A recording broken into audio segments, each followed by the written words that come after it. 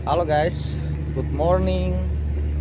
Saat ini kita sedang sandar di pelabuhan. Oke, ini pemandangannya di belakang ya. Tinggal laut semuanya. Di sisi kanan adalah sisi laut dan di sisi kiri adalah sisi darat.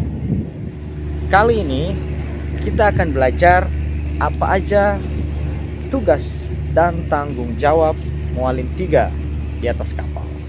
Nah, di belakang saya, teman-teman bisa lihat sendiri ada perahu kecil ya. Mungkin teman-teman ada yang menyebutnya perahu, tapi di atas kapal namanya bukan perahu teman-teman, tapi namanya adalah skoci atau sering disebut dengan lifeboat. Skoci ini di atas kapal ada petugas sendiri yang merawatnya. Ada perwira khusus yang merawat alat ini, yaitu Mualim 3. Nah, teman-teman, di sini saya akan membahas, kita akan belajar apa aja tugas dan tanggung jawab Mualim 3 di atas kapal atau sering disebut dengan third officer. Oke, ini dia. Oke, tugas yang pertama sebagai Mualim 3 adalah melakukan perawatan terhadap alat-alat keselamatan dan alat-alat pemadam di atas kapal. Jadi di sini teman-teman, ada yang disebut dengan LSA dan ada yang disebut dengan FFA. LSA itu adalah alat-alat keselamatan atau disingkat dengan Life Saving Appliance, dan FFA itu adalah Fire Fighting Appliance atau alat-alat pemadam kebakaran. Nah, ada beberapa poin-poin yang masuk dalam LSA dan FFA, dan Mualim 3 harus menguasai itu. Contohnya, alat-alat LSA adalah life buoy, life jacket, life boat, life raft, line throwing apparatus, kemudian alat-alat pyroteknik, red hand flare, smoke signal, dan parachute signal. Dan masih banyak lagi teman-teman. Itu harus dipastikan oleh Mualim 3 peralatan tersebut terawat dengan sangat baik di atas kapal. Kemudian alat yang kedua adalah FFA atau Fire Fighting Appliance. Contohnya adalah fire hydrant, kemudian Fire Portable Extinguisher atau APAR, kemudian Fire Hose and Nozzle ya, kemudian Fire Alarm System atau alarm, dan Fire Extinguisher System atau instalasi pemadam kebakaran di atas kapal seperti CO2 System, Fire Pumps atau pompa pemadam, kemudian Fire Door atau pintu-pintu kedap kebakaran, pintu-pintu kedap api di atas kapal supaya apinya tidak menyebar apabila terjadi kebakaran. Itu juga harus dirawat oleh Mualim 3. Fireman outfit ya, fireman outfit dan sprinkler ya. Yang khusus kapal roro pasti tahu yang namanya sprinkler. Nanti yang belum tahu, lihat video saya sebelumnya, saya sudah bahas apa yang dimaksud dengan sprinkler.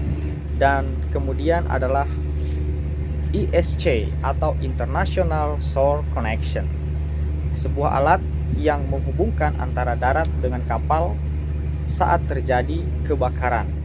Tugas yang kedua adalah Mualim 3 melakukan tugas jaga navigasi dari jam 8 pagi sampai jam 12 siang dan jam 20 malam 20.00 sampai jam 24.00. Mualim 3 harus memastikan baik saat kapal berlayar maupun saat kapal di dermaga untuk melakukan tugas jaga navigasi atau tugas jaga pelabuhan dan tugas jaga saat berlabuh jangkar. Tugas yang ketiga adalah membantu Mualim 1 dalam kegiatan bongkar muat ya. Saat kegiatan bongkar muat di dermaga, Mualim 3 juga wajib membantu Chief Officer untuk memonitoring dan mengawasi kegiatan bongkar muat tersebut. Kemudian tugas yang tidak kalah penting oleh Mualim 3 adalah mengatur jadwal atas pelaksanaan drill atau latihan keselamatan di atas kapal.